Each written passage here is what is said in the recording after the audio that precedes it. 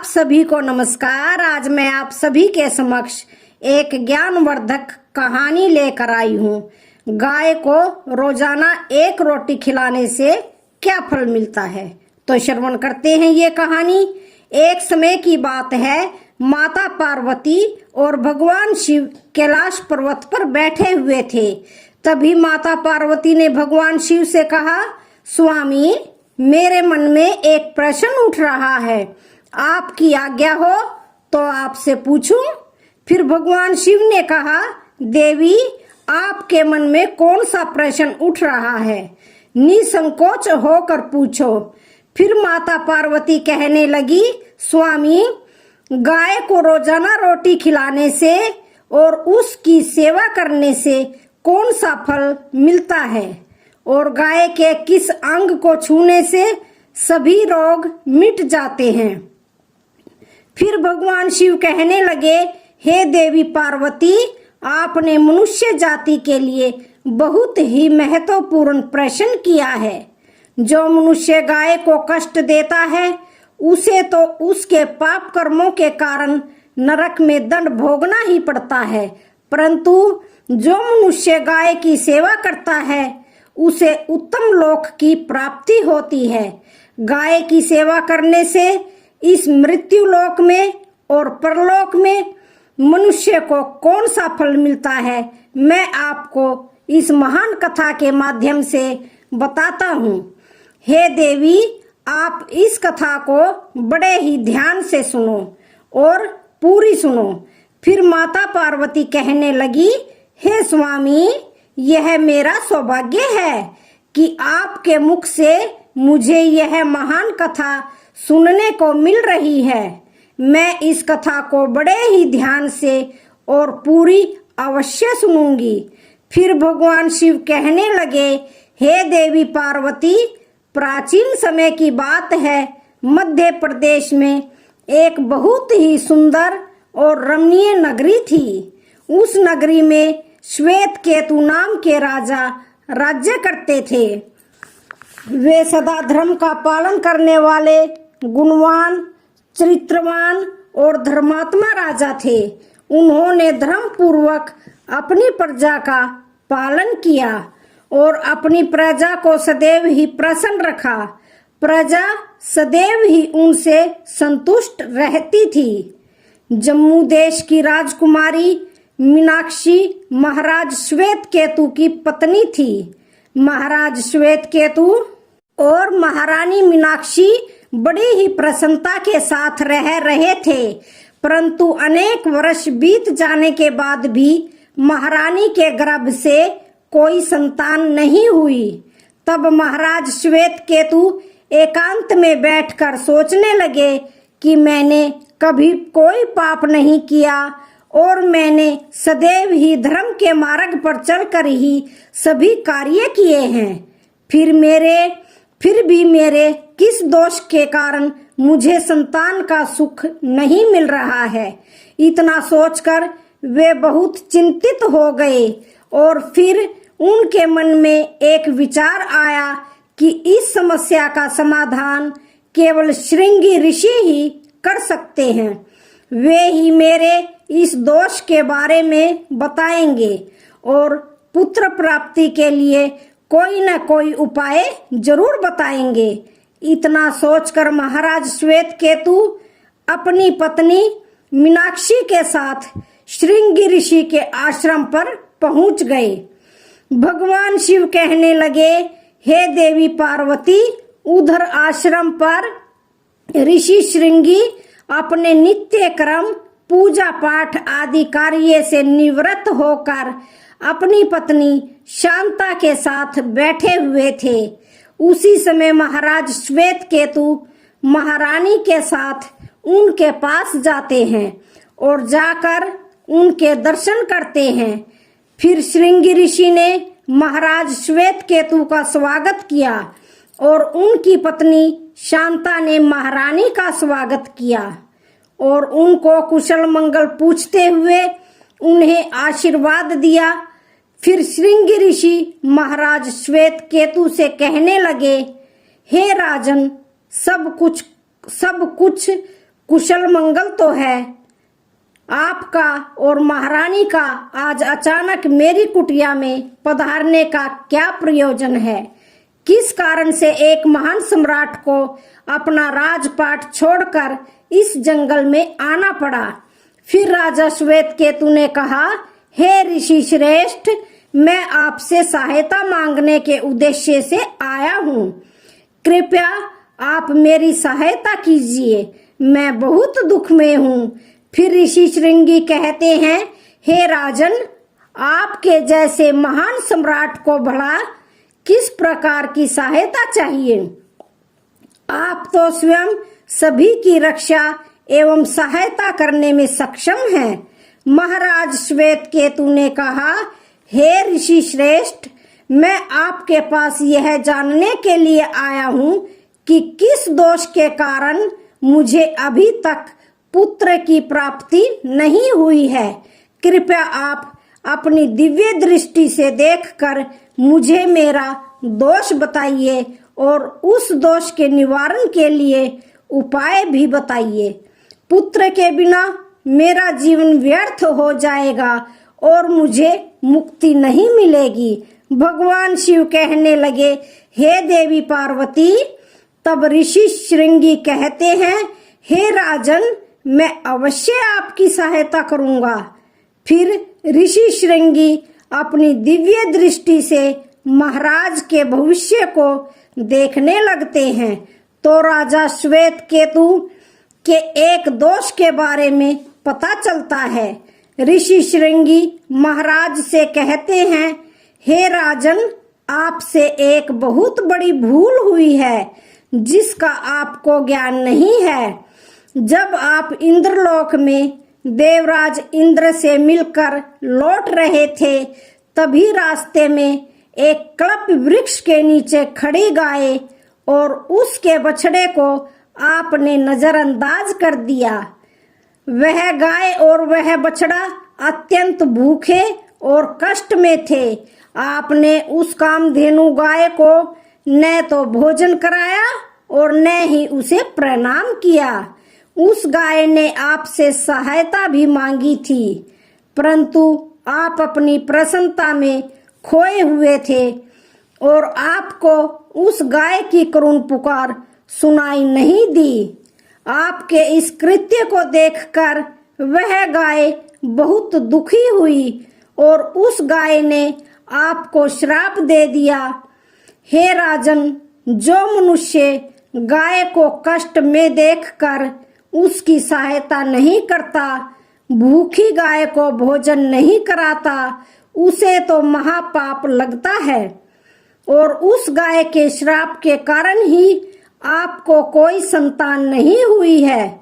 इस प्रकार से श्रृंगी ऋषि ने महाराज श्वेतकेतु को उनके दोष के बारे में बताया, जिसे सुनकर महाराज बहुत दुखी हुए और पश्चाताप करते हुए कहने लगे, यह मैंने क्या कर दिया?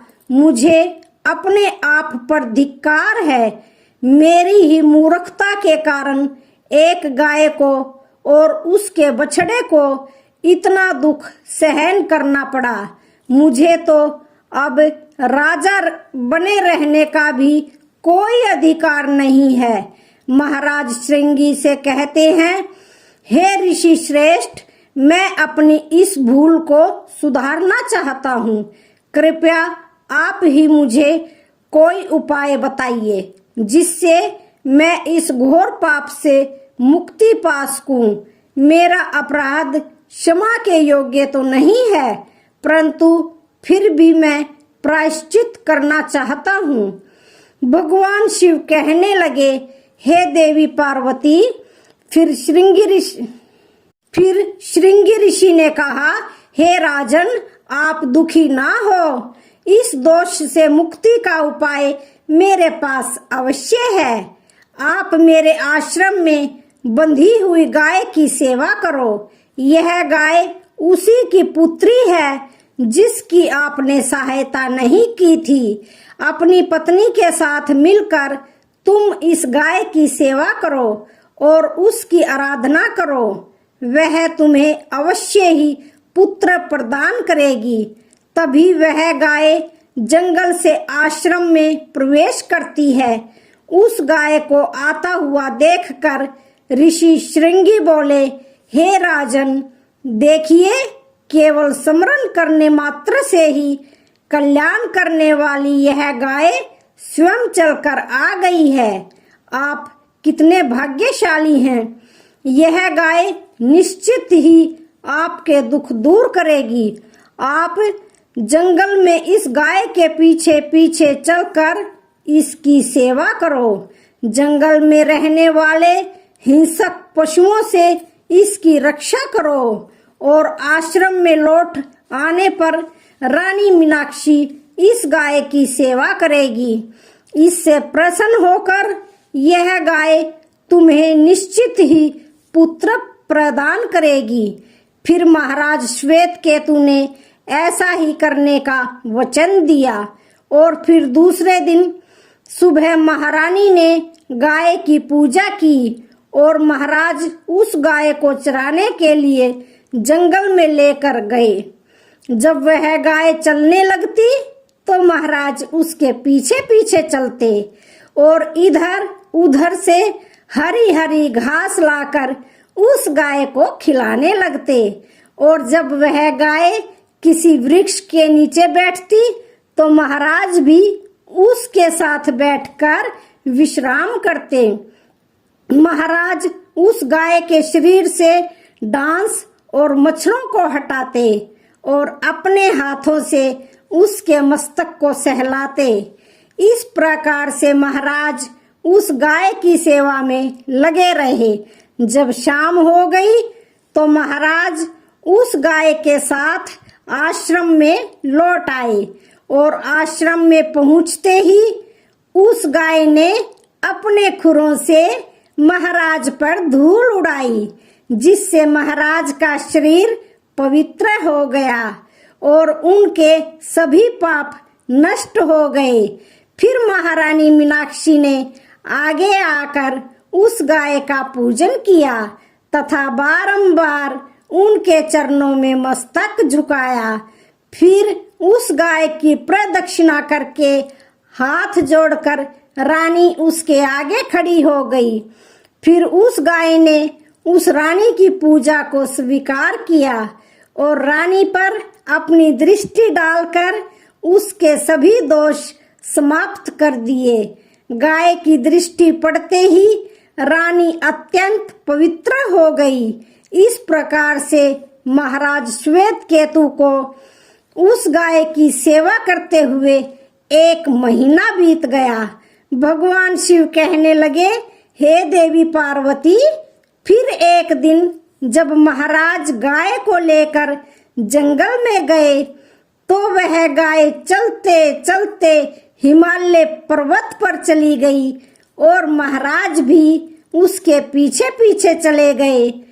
वहां उस पर्वत पर खड़े होकर महाराज हिमालय पर्वत की सुंदरता को निहार रहे थे। इतने में ही एक शेर ने आकर उस गाय को बलपूर्वक दबोच लिया।